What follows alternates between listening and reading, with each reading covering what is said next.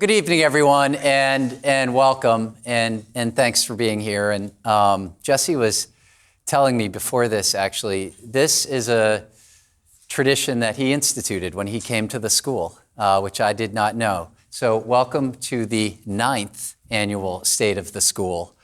And look, this is a fairly intimate group, so we can have a real conversation tonight about what's happening at the school, which is terrific. By way of introduction, and I know many of you, but for those of you who I do not know, I'm Jeff Bosconi, and I have the amazing privilege of serving the school and serving all of you as president of the board.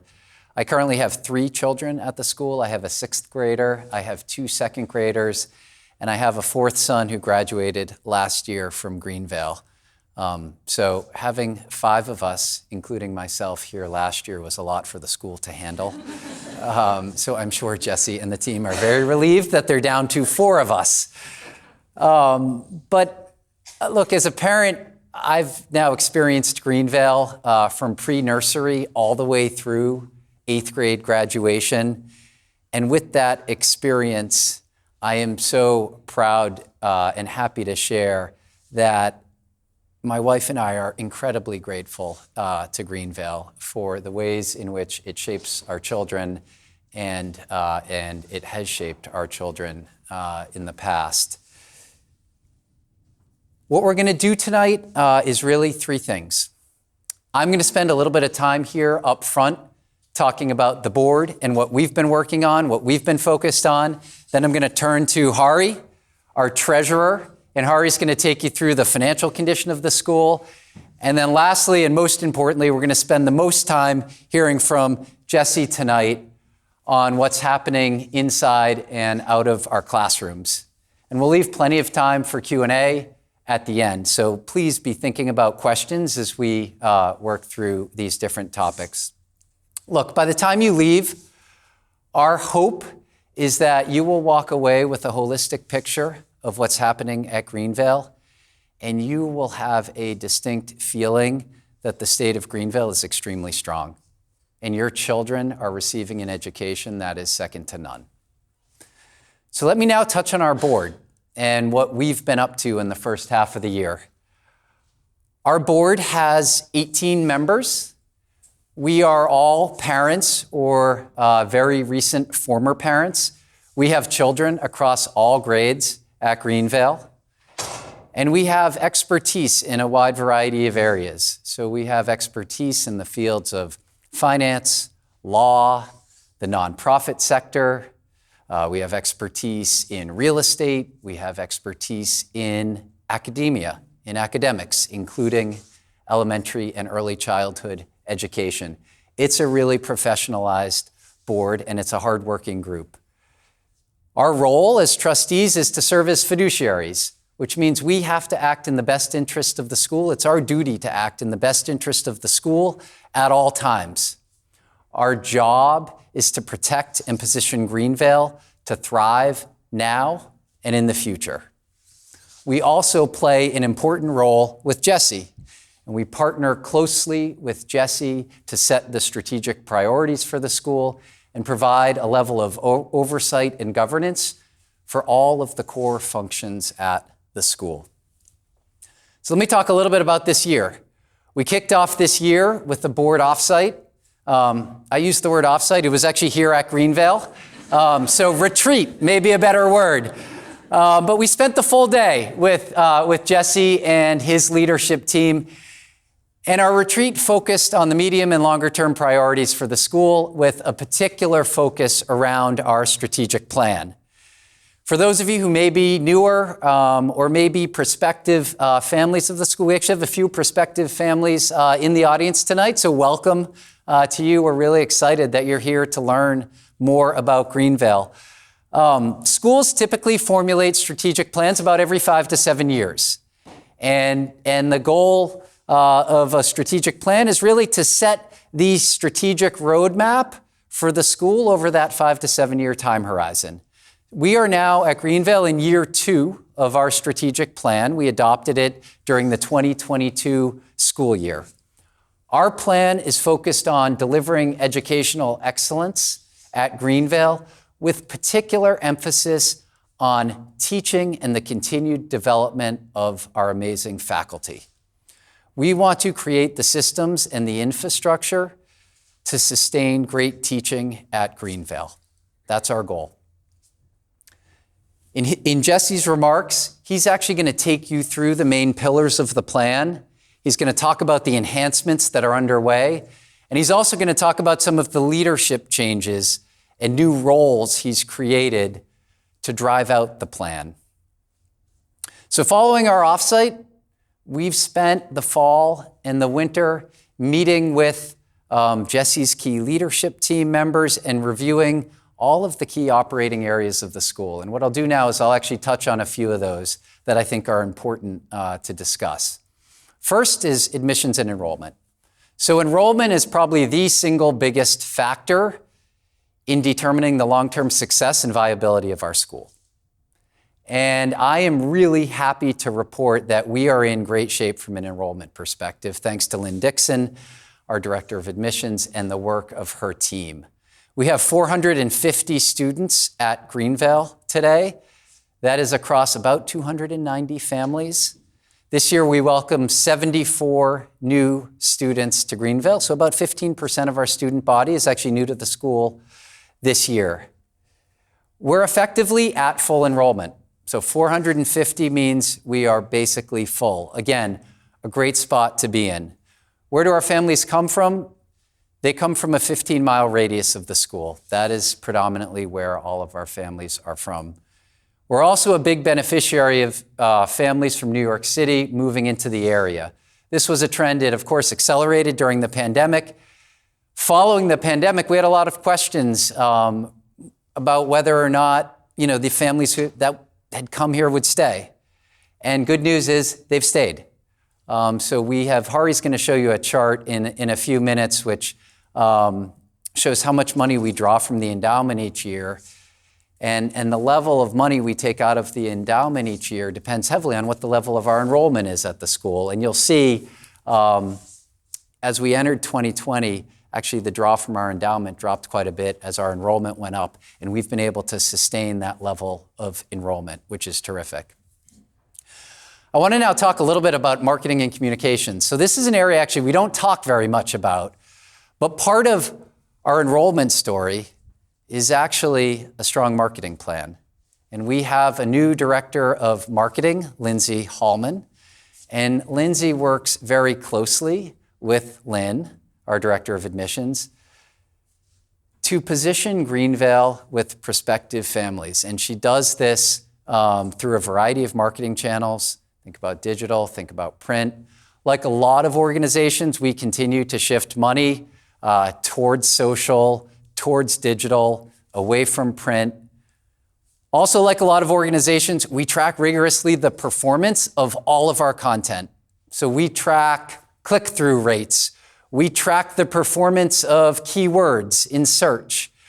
Lindsay and team are constantly updating our website to ensure that we have the right wording to optimize how we perform from a search perspective. Maybe you've seen some of our print ads. Our print ads now have a QR code on them. And we capture data that way as well about the viewers of those ads. All of this has actually led to a significant uptick in website traffic. Sort of interesting. Our website traffic is actually up 100% year over year.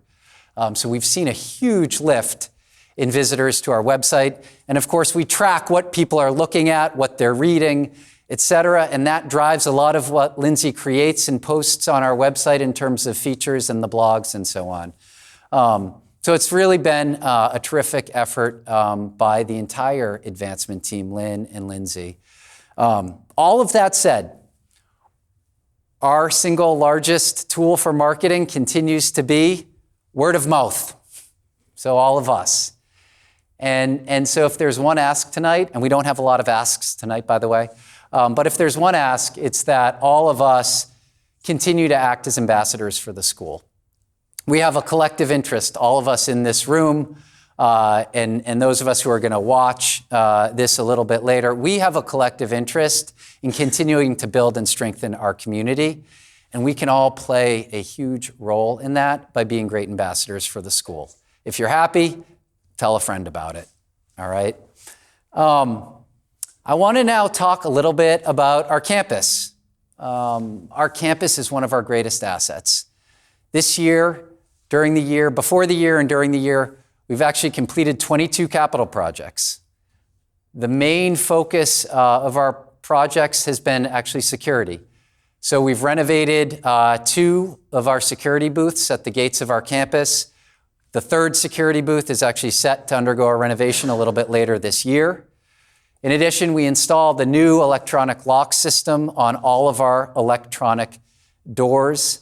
Our goal is, of course, to create a sense of community, but in a very safe way. And so we continue to invest in campus security. While we invest in the physical aspects of security, our faculty and our security guards actually continue to undergo training. And this summer and this fall, both our faculty and our security guards participated in more extensive security training as well. Finally, the last thing I actually wanted to touch on was a bit of an update around governance and school governance. This is a little bit technical, but I think it's an important thing for everyone to know. We are right now gearing up for our 10-year accreditation from the New York State Association of Independent Schools, or NYSACE. As I said, so this happens once every 10 years. What's going to happen next fall is a group of visitors from NYSACE are going to come on our campus, and they're going to inspect every aspect of how we operate. And so this is a really important evaluation for us as a school. It will determine, in effect, whether or not we have the license to continue to operate as an independent school. So we are, as a board, and along with Jesse's leadership group, led in part by Narinder, really preparing now for that evaluation, and we're going to be ready to go next fall for that. So with that, I've touched on a lot of areas. I'm now going to turn it to Hari, who's going to go through our finance, development, and endowment. Hari. Thanks, Jeff. Good evening, everyone, and we appreciate your joining us. As Jeff mentioned, I'm Hari Rajan. My wife, Preeti, and I have 2 daughters at Greenvale, one in 1st grade and the other in 5th. I'm in my 4th year as a trustee, and just this past year succeeded Jeff as treasurer, so I have very big shoes to fill. I want to spend a few minutes talking about the school's financial condition and the work that the board and its finance committee are doing with Jesse and Richard Hurd, our Director of Finance, and the administration broadly, to ensure that we maintain a robust business operation that supports Greenvale's educational and community building mission. I thought I'd begin by quickly reviewing our financial model, and I'll do that by referencing our most recent financial results for the fiscal year ending June 30th, 2023. Last year, we generated $19.4 million in revenues. The largest contributor by far, and as you might expect, was tuition and related items, followed by proceeds from the annual fund and special events like the gala, which are very important contributors to our recurring revenue base. On the expense side, our costs were $19.2 million, of which the largest piece were employee salaries, followed by instructional spending, facilities costs, and our financial aid program, which importantly includes tuition remission for our employees. Now, you will note that this past year, this resulted in an operating surplus of about $200,000. Now, that is very unusual and frankly anomalous as a result due to 2 extraordinary one-time revenues sources that we had last year. An employee retention credit that we received from the federal government as a COVID financial relief measure, as well as net revenues from our very enjoyable centennial celebrations. But that only happens once every 100 years. Kind of the definition of non-recurring, right? So in normal years, we consistently run a sizable operating deficit. And if you look at the past 10 years, that's ranged anywhere from $400,000 to over $1 million. So that's more reflective of our structural financial position. And it does require that we draw on our endowment almost every year to plug that hole. So our endowment is about $36 million. And in a typical year, we would target drawing somewhere between 1% and 3%. And so based on our general sense of kind of long-term rates of investment return, we're comfortable with that figure rising up to about 5%. We make the effort to match growth in employee salaries, our biggest cost, with tuition increases, our biggest source of revenues. So what that means is that the main factor, barring something unexpected, that has the potential to push up our draw to that kind of 5% ceiling is a decline in enrollment. Now, as Jeff mentioned, our current enrollment levels are very strong. We've benefited from COVID-related trends, but more importantly, from the value proposition that Greenvale, under Jesse's leadership, has demonstrated in our marketplace. But our model allows for a potential decline in enrollment, and we are generally comfortable that as long as we maintain consistent giving levels to the annual fund and through the gala year after year, our endowment as currently sized functions as a very effective tool to ensure the financial viability of Greenvale under really most foreseeable enrollment scenarios. What our endowment does not do, however, is facilitate any significant new investments in the implementation of the strategic plan that you have heard about and that you will hear more about tonight. In areas that Jesse will discuss, like enhancing professional development programs for our teachers, increasing financial aid outreach and budgeting, that would require significant growth in our endowment, which is something that the board is very focused on and that you will undoubtedly be hearing more about in the coming months. But in the meantime, the Finance Committee is very focused on the sound management of our existing endowment.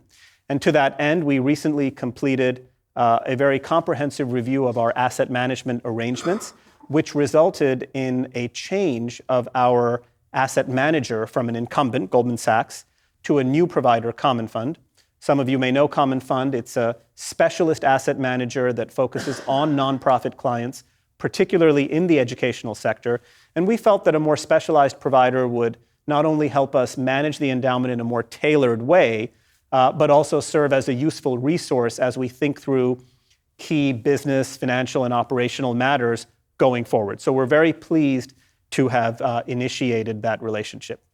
So if there are a few key messages that I will leave you with from this kind of financial component of the discussion, they are: one, our financial condition is fundamentally sound for our current operations.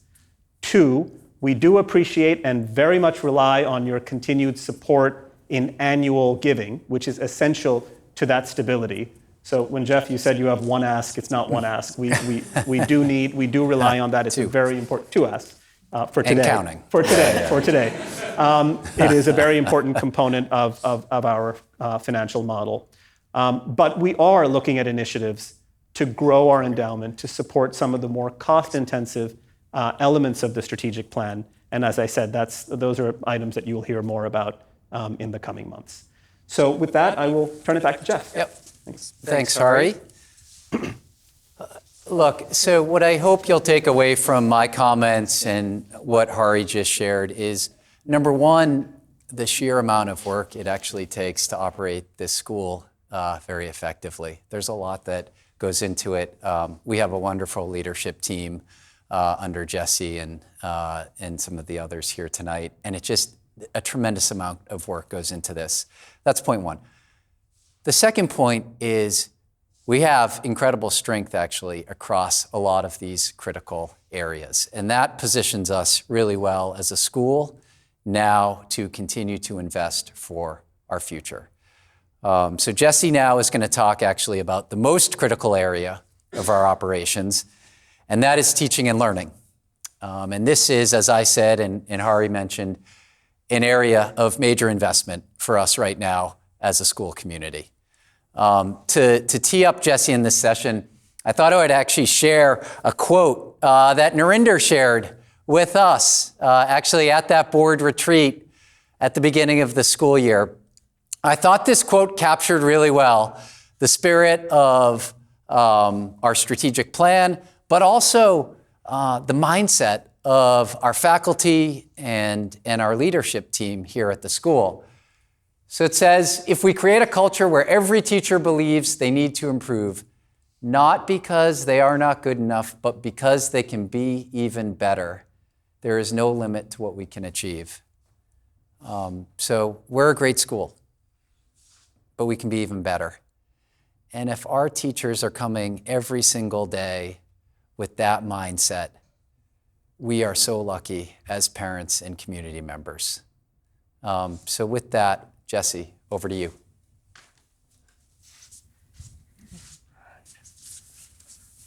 All right, so thank you, Jeff, and thank you, Hari. And hopefully you know I'm Jesse Doherty, the head of school. And I do have 3 kids, 2 who've graduated from Greenville and 1 who is in 7th grade. So got a lot of representation between the 3 of us here. Tonight, I'm going to give you an overview of our progress on the strategic plan, and I'm going to do that through telling you a lot of stories. Okay? My goal is to give you the flavor of the work that's being done and some insight into the tremendous amount of thinking we put into how we educate your kids. Let's start with remembering what this is all about. Both Jeff and Hari have already mentioned this, but really what it's all about is giving your child the best education. How are we doing this? We developed a 5-year strategic plan, a commitment to educational excellence, and we're in year 2. What does it look like? Ultimately, we want your kids to get the best education possible while becoming good people. The targeted results can be achieved through teacher excellence. Teachers who are always learning, teachers who are always researching, teachers who appreciate perspective, which in turn allows the students to do the same thing. To put it simply, the strategic plan is designed to ensure that Greenville maintains an excellent faculty today, tomorrow, and in the future, to deliver a world-class education in academics and character. It's our playbook to make sure that we're all aligned and always pushing ourselves to do better. Our vision unfolds through action steps with teaching, learning, and community categories, and with leadership and operations seen through all of them. There are 41 specific deliverables to achieve over the course of this 5-year plan, and we're tracking well to get them all done. The good news is that it's very thoughtful and vital work that can only benefit the students of the Greenville School today and tomorrow. Now, the reality is, where this work is critical, it's not always flashy. But the focus is just that, the not flashy work. And that's part of what makes this plan so powerful. We are going after each detail to ensure that your child has the best educational experience they can and make them good people. It's the real work that needs to be done, and we're happy to do it. Now, Hari spoke to us about our assets, but there's no bigger asset than our teachers, and we look to invest in them significantly. One way is through the lens of teaching. We look to complete our vision through the clear goals in teaching, learning, and community. Behind me is the goal for teaching. There are 13 deliverables that we have to accomplish in the area over the course of 5 years. When talking about teaching tonight, our focus is on how teachers learn and grow professionally. What you're looking at now are the 5 deliverables we accomplished in the first year. When we designed this, there was a clear message from our teachers. They wanted more time for professional development. We accomplished just that in 1 year. Now, we've got 2 more deliverables that we're working on this year around teacher development and recruitment. Through the course of this presentation, you're going to hear specific stories towards all of this larger work. But let me say this. I have worked at 5 private independent schools for the last 28 years. This is my 8th strategic plan. I've never seen such a engagement on a strategic plan like this. To have every teacher involved in the development of this is something incredible. It represents the brain power, the care, and the strategy of the faculty and staff. A team I'm really proud to lead, and one of the best teams I've ever led.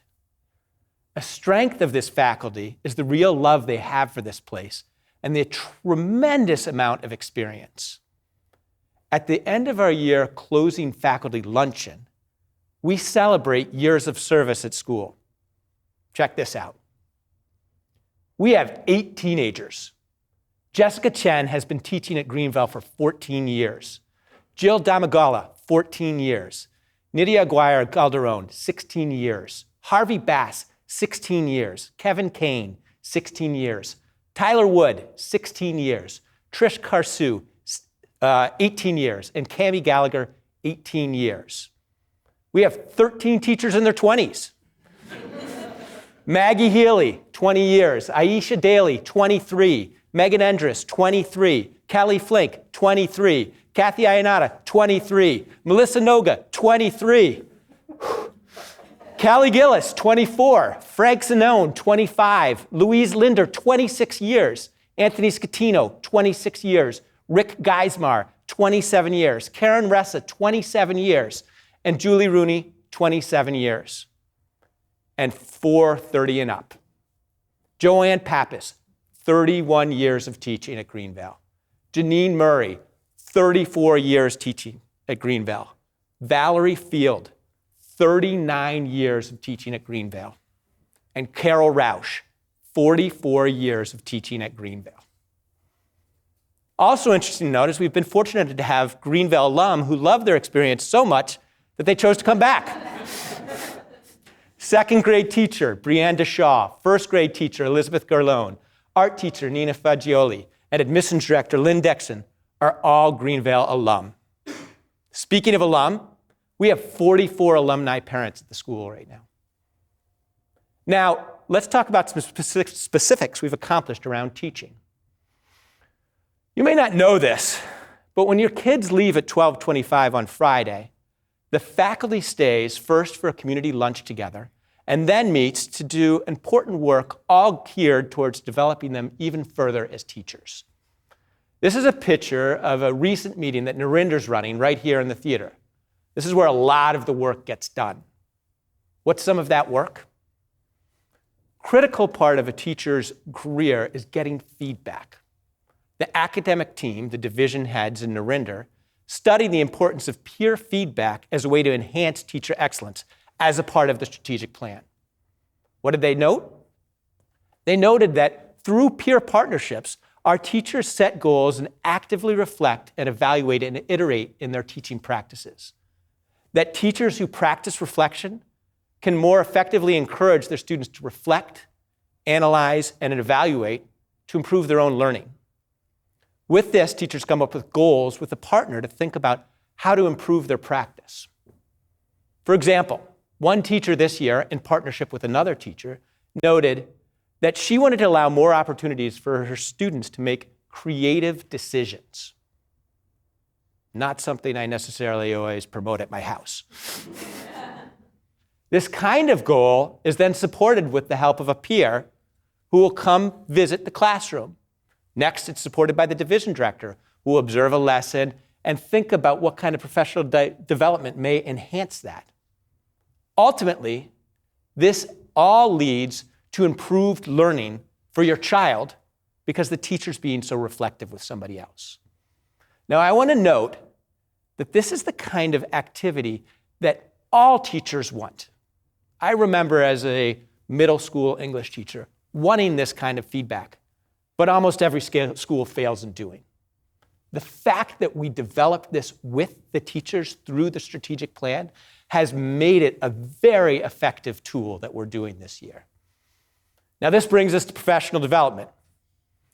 What does it actually look like when a teacher experiences authentic professional development? Let's watch. Greenville is such a special place that there's an abundance of professional development that teachers can partake in every year. For the past 2 years, I've gone to a professional development a 3-day seminar with workshops. And this past year, I went to Missouri for the People of Color Conference. A specific example would be just learning to bring joy back into the classroom and to be your authentic self. And sometimes in the throes of it, in the routine, we kind of forget that you go into the teaching profession because you actually find joy in being able to share your knowledge, share who you are with the children. So it was a great feeling to come back rejuvenated and feeling like I need to be my authentic self and bring joy back into the classroom. And if the children feel your joy, then they will want to learn with joy. That's teacher Nidia Aguirre-Gallaron, an upper school Spanish teacher who's been here for 16 years, who through authentic professional development feels rejuvenated and remembers that sense of joy, which is a critical component to education here at Greenvale. Nidia, like many of our other colleagues, know and understand what it means to grow through reflection, which ultimately helps your kid. Now we're going to shift over, after we've talked for teaching, one core component of the strategic plan, to learning. We've actually accomplished the most around learning thus far. Learning and teaching really go hand in hand with each other, but our focus on learning tonight is what your children are experiencing in the classroom. With learning, there are 12 deliverables to accomplish over 5 years. We've completed 5 goals in the first year, with 2 others started in year 1, but not going to be completed until the end of year 2. Many of the 5 were referenced in last year's State of the School, which I'm sure you all remember. And all of those changes have been critical and important for your child's education. In the second year, we're going to complete 5 more. Okay, so now let's shift to some of the good work going on around learning. Clearly focusing on how kids learn is critical to our plan. To start, we need to define what are the learning principles of Greenvale. A learning principle is a guidepost for a teacher. In the past, learning principles were simply implied but not articulated. Here's an example of a learning principle the committee is focused on for the school: reflection and metacognition. We want to ensure that all of your kids are getting this in every grade. Let me provide you with an example in the classroom that's happening right now. I'm going to tell you a story about a lesson that is research-based about reading acquisition that's based on salad. In the first grade last year, the teachers all got together to do research on how children read. There's been a lot of new research on what reading acquisition looks like, and they wanted to make sure that they had the best research in front of them to then ensure that they're doing the right lessons when it comes to teaching every child one of the most important skills that they're going to learn, reading. In the past, reading in first grade has really been more about acquisition of language, not a lot about comprehension. From the research they did, they began to realize that they need to bring in comprehension at a much earlier phase than they had in the past. So, the teachers came up with a great lesson. What the teachers did in the first grade was they became the students for the teacher. For all of the children. And what the teachers did is they read in front of the kids the way that the child often has to read in front of the teacher. Now, it ends up that the teacher was a pretty good reader and was able to read all of the language right there. But what they couldn't do is comprehend it. And they got the students to notice that they had zero understanding or memory of the story, which brings in the salad. What is a salad? Well, a salad isn't just lettuce. For our purposes tonight, a salad is lettuce and tomatoes. Lettuce is the ability to say the word. It's a critical skill. You need that acquisition. The tomato is the comprehension. You have to stop and check for comprehension throughout the reading, throughout your own reading. So what the teachers did is they read again, and when the teacher did the good reading, the students would pick up lettuce and put it into the bowl. And then when they stopped for comprehension, they would put tomatoes in it. Now in this picture, they ended up using some cards. I guess the salad was out that day. But they have done it with literal salad as well. This is the kind of connection to research that is critical to showing how your students are benefiting immediately. What the teachers have to say about it. First grade teacher Elizabeth Gerlone said, it makes them more aware of their reading and more active readers. Janine Murray, it's tangible, engaging, visual. So when the students go to practice being metacognitive during their independent reading, which I'm sure all of you do, they visualize their lettuce, the reading, and add in their tomatoes, the thinking. And head of the lower school, Heather Wagner, notes, it makes the reading lesson interactive and engaging and teaches a high-level concept in a way that students completely understand. This is a direct way our strategic plan is helping your kids. Another learning principle is emotional intelligence. We know that a critical part of our focus is character development within the school. We want your child to get an excellent education and be inspired towards the greater good. Before the strategic plan, our character development was kind of assumed. We were very proud of it and could see that kids were being quite good at the end, but we really couldn't point to exactly how we did it. What we did was we researched what we saw as important aspects of character development that we could explicitly teach and make sure everyone would get. So we're going to watch a little video of a lesson around empathy. The first thing you see is you see kids saying mean things to a piece of paper. Then what they're going to do is they're told to crumple up that piece of paper as hard as they can. They're very engaged in the crumpling.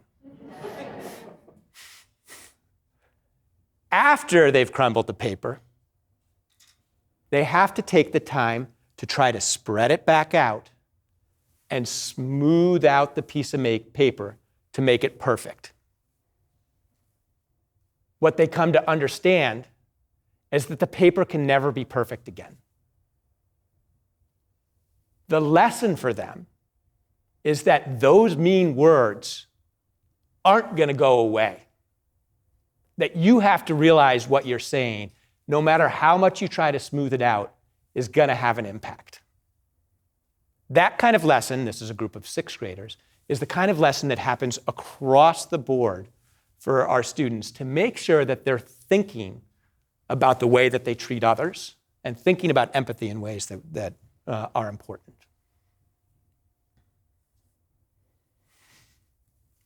Another critical aspect of our strategic plan is to maintain and enhance our already strong sense of community. The third pillar. Yes, we're doing all four. What does the next level of connection look like for our community? How well are we connecting with our strong alumni base? How do our students feel that sense of community? In the past, we've simply assumed community would emerge because we all lived kind of near each other. That's not sustainable. So where can we point to new focuses of a community building? When considering community, it's important to note that last year's centennial celebration fully supported building community in excellent ways, but was not a deliverable in our strategic plan. We have a total of 10 ideas to be delivered, of which we've accomplished 1 in the first year. Now, why is that list behind me bigger than 1? The deliverables for community are broader, and so there are a number of smaller actions that all fit within that deliverable. Let's hear about some specifics we've done around building community. Through the strategic plan, we're building a more comprehensive way to connect. where we may have assumed people would just show up, we realized we need to create more opportunities on campus for people to connect. Last year, we had a wonderfully successful alumni softball game. Over 30 men and women came, ranging from classes of the 2023 to the class of 1956. Now, why is it important that we had a softball game on campus? This is an intentional way to build a sense of connection here. It's about having fun so that you can connect. Connecting with this community then allows the alum to feel more connected and want to give back more, which includes having alumni speakers, which then allows our students to connect with the alum and hear about their experiences as adults and what this place has meant to them. Alumni connection can directly help learning for your kids.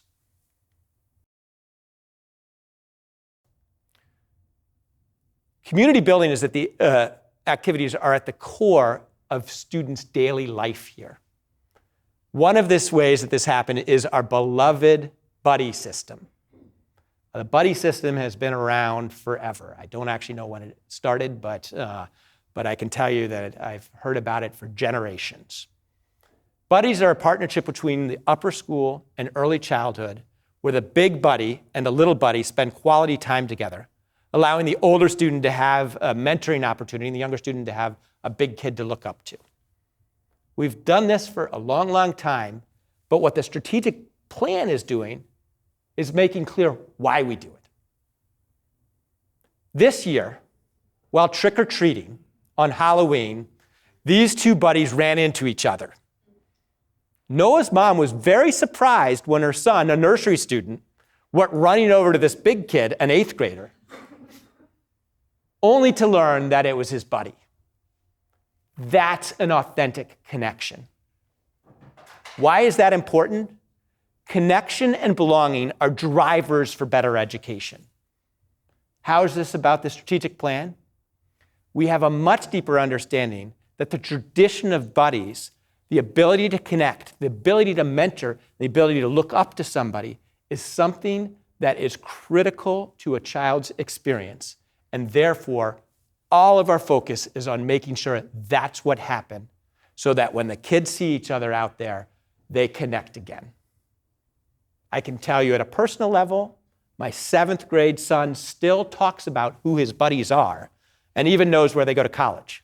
Now, that's kind of the way his brain works. He knows everybody. He is the mayor.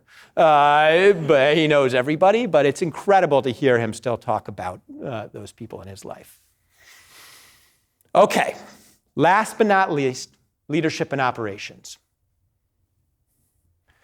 Leadership and operations flows through teaching, learning, and community and is really focused on systems work.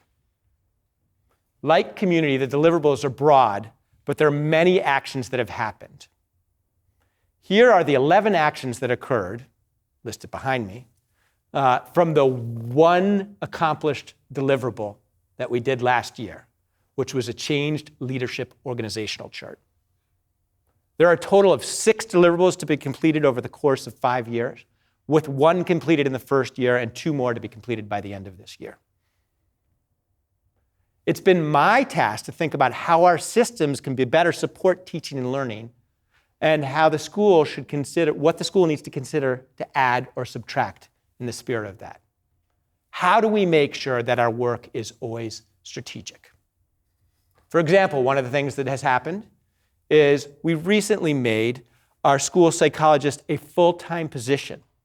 And we made sure that that person had the right focus on child well-being and the ability to partner with teachers to support children with their own well-being, and then partner with teachers to help children with their well-being in a way that is a critical support for our students. In the past, it was a part-time job that did not provide that level of detail, but was much more there for moments of crisis. Now, perhaps the most important change that I've made when it comes to leadership is clarifying leadership responsibilities through a new organizational flow chart. As I think about the work of the administration team, The clarity we created is around the different teams or tasks of the administrative work.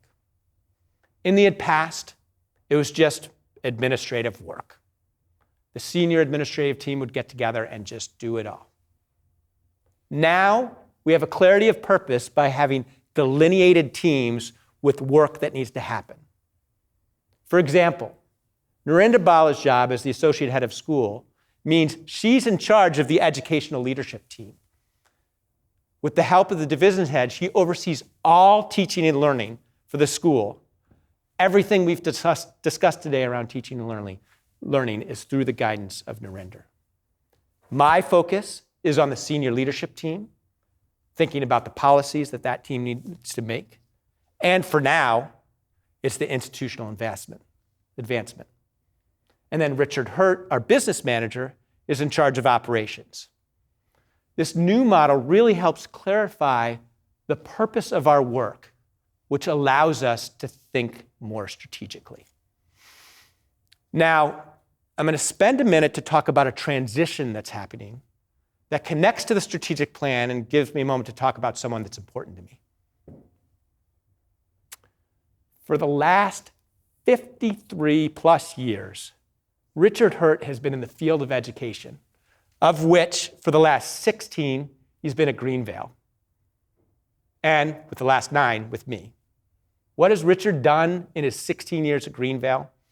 He's maintained the budget perfectly in his tenure. He's professionalized the office. He knows and understands the school policy in relationship to law, and has been a real guide for me and a real friend. Alas, Richard's retiring at the end of this school year. And with Richard's retirement, we're taking the time through the strategic plan to talk about what's going to serve us next. You'll notice that Richard's title is the Director of Finance.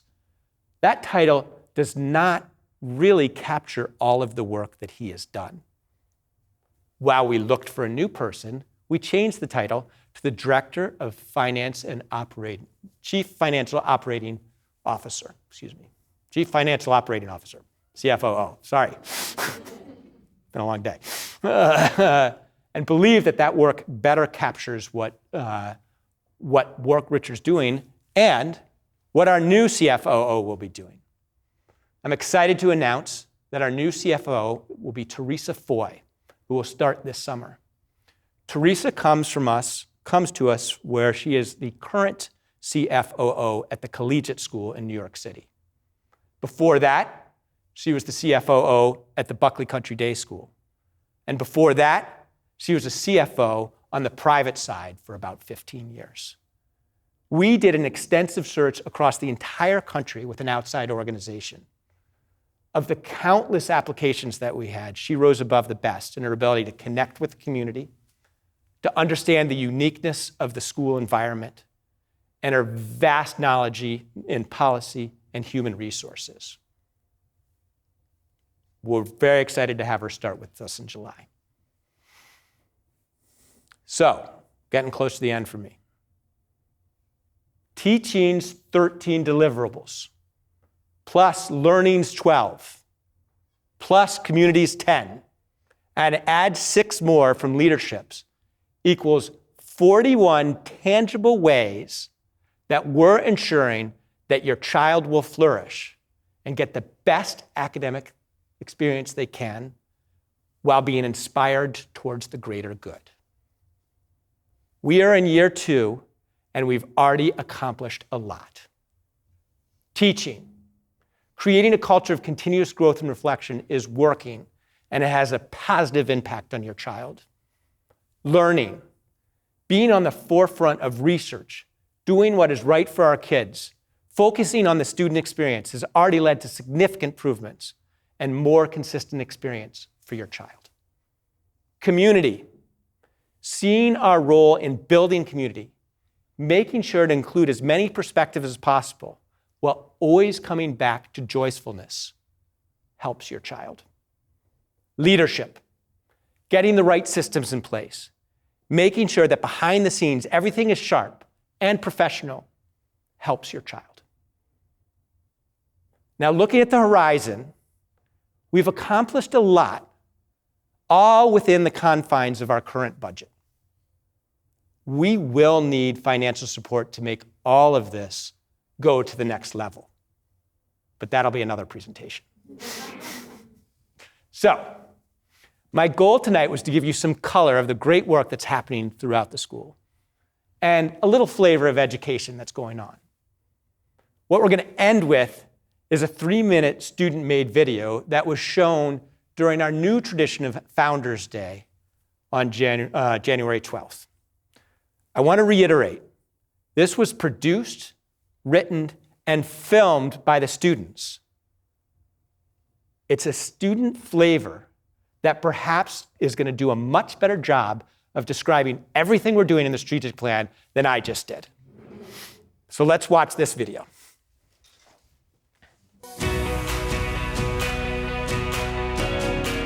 Hi, and welcome to the Founders Day video. We're going to go through some Greenville history and other fun facts, so stay tuned. We have an exciting video coming your way.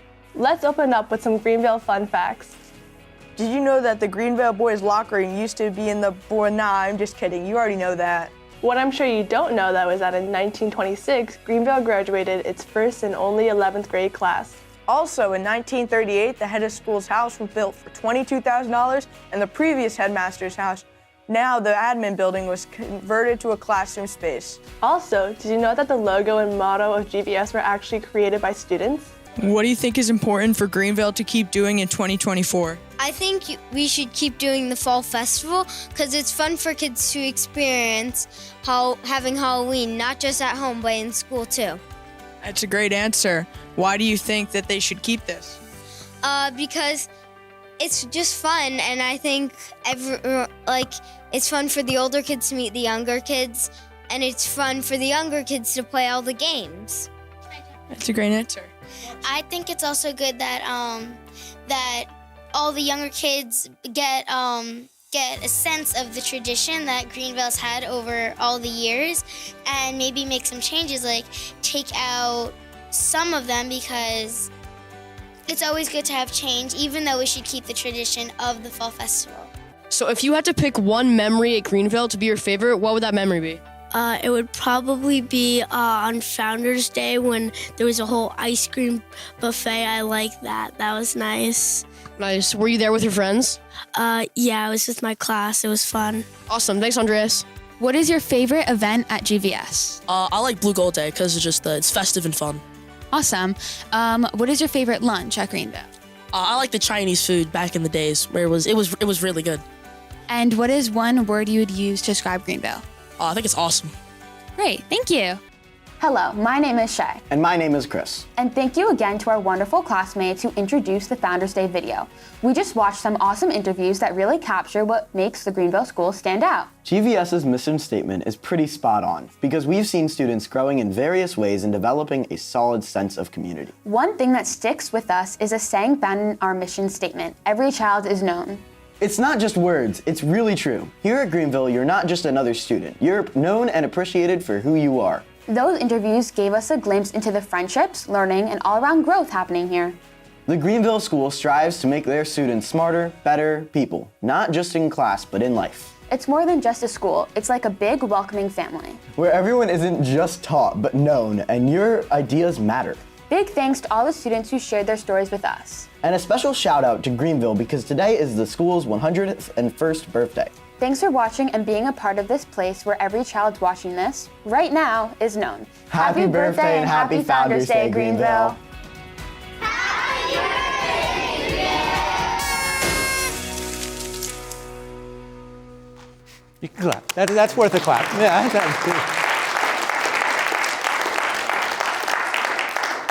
I just want to reiterate that we did not pay them to say that at the end.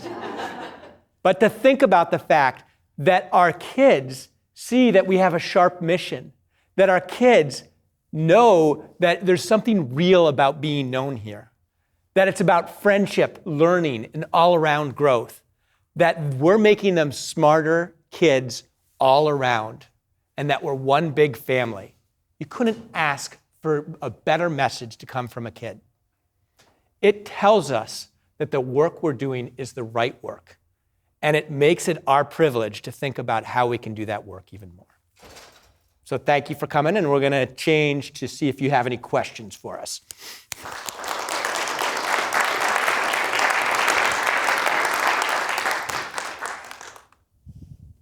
Questions?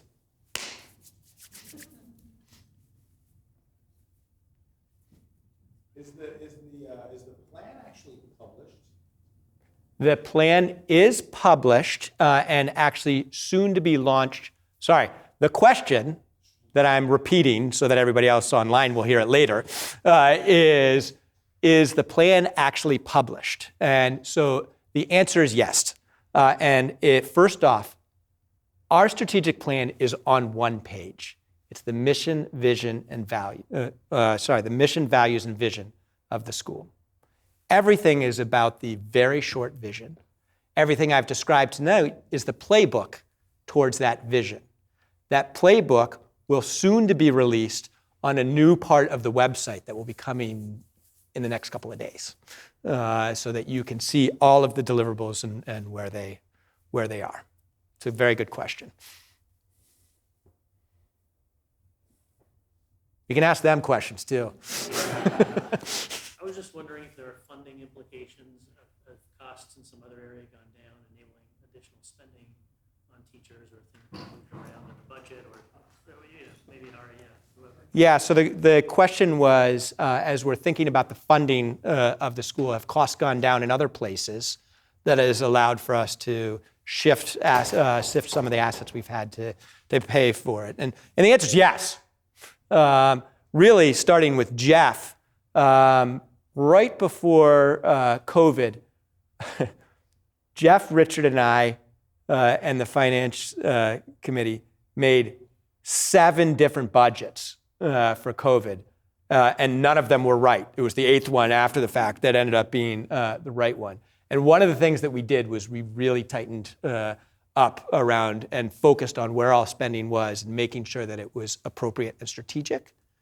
And that actually allowed us to be able to really think, especially about monies towards professional development, which we were able to increase because we noticed that we were putting a lot of money in budgets over here for certain things that we weren't spending. So let's move that over to this budget line. And so again, we've been able to accomplish all that we want within the budget lines that we currently have. As we think about the future and the sustainability of it, we're seeing that we're going to need larger budget lines in certain areas to be able to maintain this and grow it. And I think the nature of this strategic plan is that a lot of the expenditure does take the form of kind of recurring annual expenditures that need to be part of the operating budget. How much room we have in the operating budget is a function of the size of the endowment. And the point I was trying to make in my remarks was that where we are now with the endowment covers our operations, does give some capacity for the implementation work that Jesse's described and that's already going on, but is limiting in our ability to make some of the bigger investments around this strategic plan. And that will require kind of a step function increase in the size of the endowment. And that's something that we're thinking through. Yes? What's your vision for financial aid over the next 5 years or so? It's a good question. So the question was, what is our vision on financial aid? And that is absolutely an area that actually over the course of the last 9 years that I've been here has increased significantly. I can't give you an exact percentage, but it's increased significantly. And we are in the midst of significant board conversation with the administration around how we can grow it more. Now, growing budget around financial aid isn't enough when it comes to financial aid. We also have to make sure that we have all the systems in place to ensure that we give it out appropriately and that people are aware of it and that we're bringing in people, new people who may benefit from it. So we absolutely intend to grow it. We're figuring out by how much and the steps that we need to take to be able to do that. Does that answer? Yeah. No. Yeah. Good. Well, do you want to ask a follow-up? Well, no, I'm just curious if you had specific, you mentioned, and when you brought the numbers up, you said, a good portion of that is reimbursing teachers. I'm just sort of curious if you take that out, what does the financial aid picture look like at Greenville? And do you have specific targets down the road for how you'd like to Yeah, look, I think our intention is to continue to really grow the financial aid budget. I mean, I think actually the last two questions are touching on, I think, really important considerations for how our school operates. We raise our revenue through tuition. And look, we don't raise tuition every year to inflict pain upon our families, although it feels like that. We do that because we need to maintain competitive salaries and compensation and benefits for our faculty. And we need to continue to grow in areas like financial aid. So that's how the model works today, and we're somewhat limited.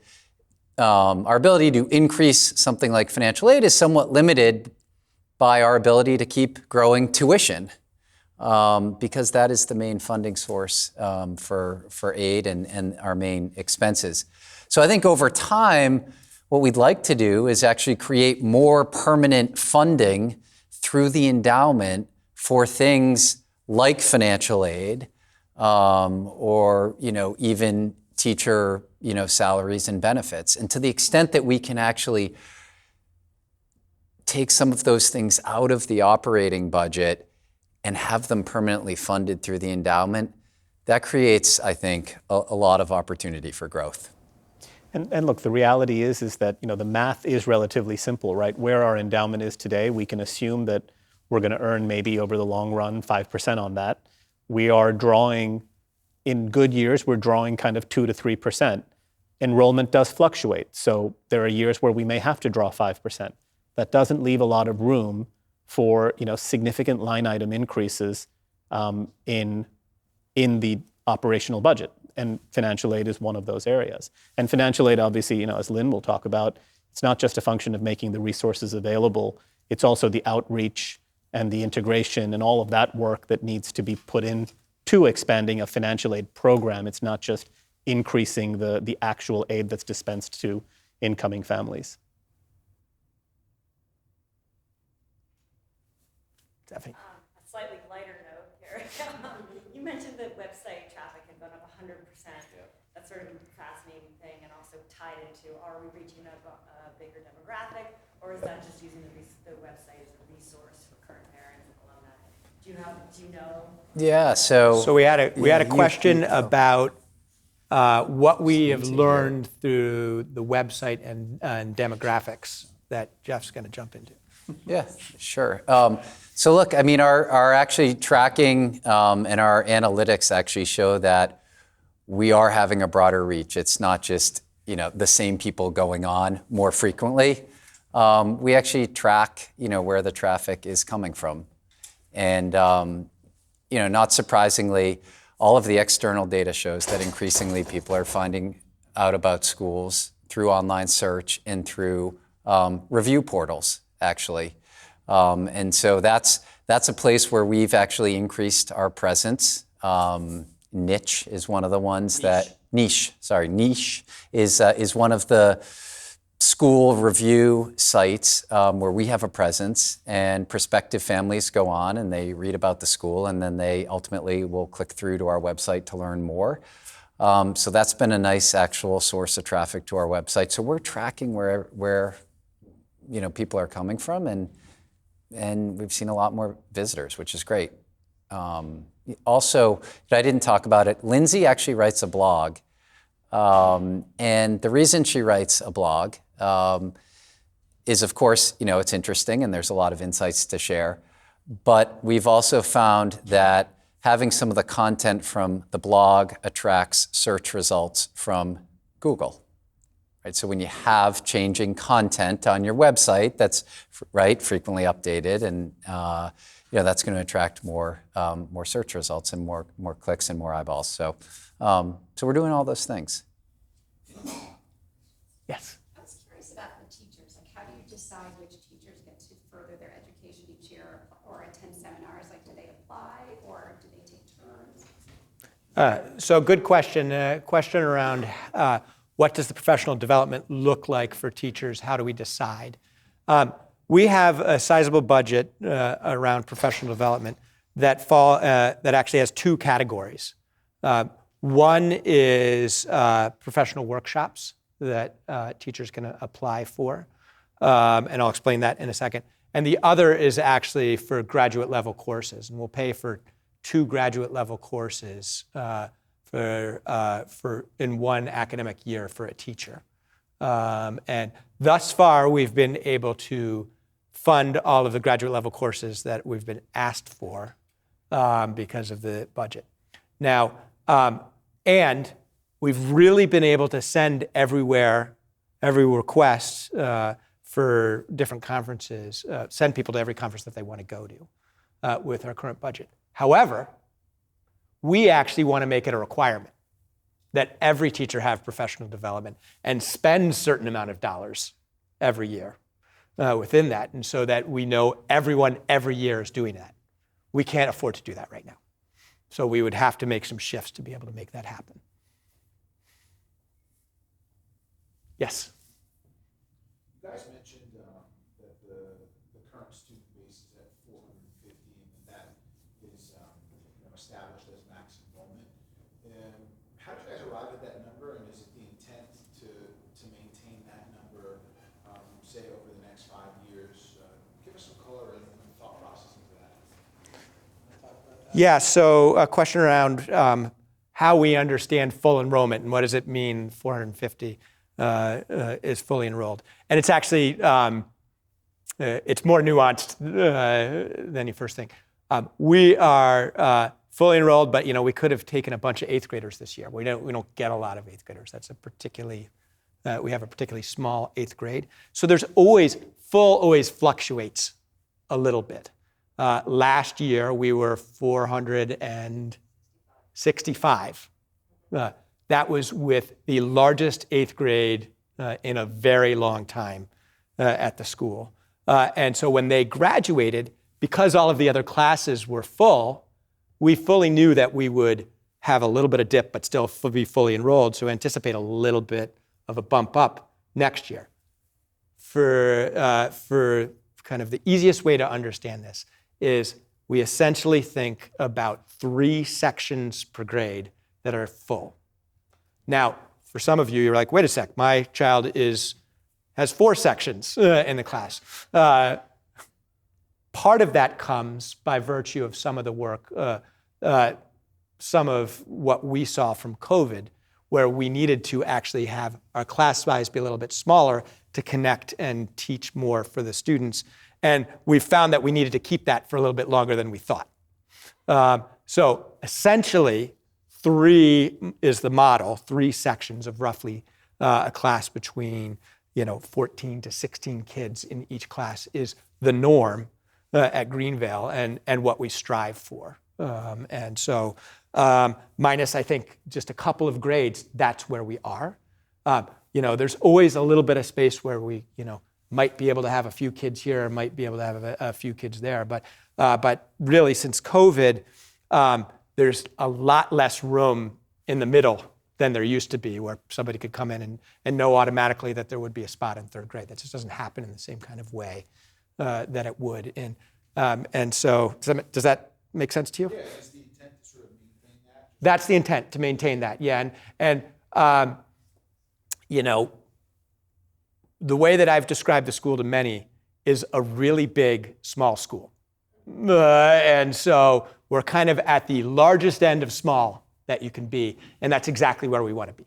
And I think maybe if I can add to that, we want to be sure that we're never chasing an enrollment number for financial and budgetary reasons, right? We want the leadership of the school to be able to kind of build the community through admissions that kind of makes sense for us and allows the school to engage with students and families, leverage the campus in the right way. So again, one of the elements of the strategic plan is also looking at our financial model and how it interacts with the endowment. I think we've never been in the position where we've had to make admission or community building decisions around budgetary considerations, but we want to make sure that that's never the case and that range of enrollment outcomes that we can accommodate based on kind of academic, community, curricular decisioning is as wide as possible. And so that's one of the components of the financial planning as well. One of the things that both Jeff and Hari and I have kind of insinuated is that we're always looking to be better. We may have full enrollment, but we don't assume that we will. So we're always thinking about what we need to do next, because every year it can be different, and we want to, come January of the academic year, we're really focused significantly on the next year on the administrative side, and preparing budgets, doing all the things that we need to do to think about it, and that works very intentional to keep the size the way we want it and be able to, maintain what we have. Yes, Jeff. As it relates to the sort of deficit that you spoke to of the operating budget versus the income from the student payments that come in through tuition, what is the per student gap as people think about what their contribution should be for the annual fund? $1 million. No, sorry. Well, just kidding. I think the right. First of all, if we think about the annual fund, $1 million across the community, that's a number that we do kind of need to consistently hit in order for this model to work. I'm not sure on a per student basis that is, but that's it's what fluctuated and the year over average, year, but it's usually around between $6,000 to $7,000, between $6,000 per child. That is the gap.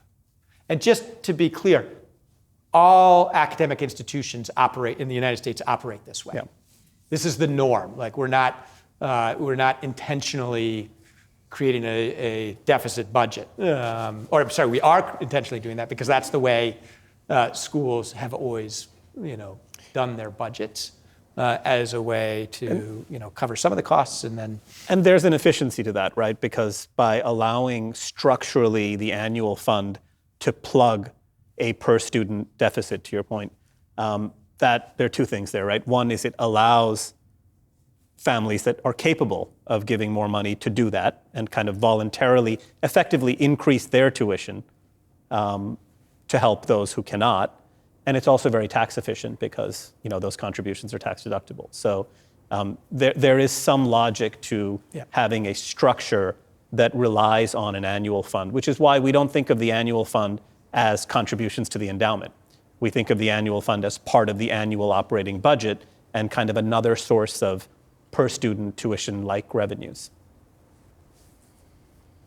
Just self-selected. Maybe one more question? Nothing? Or not. Well, look, thank you all, first of all, for coming tonight.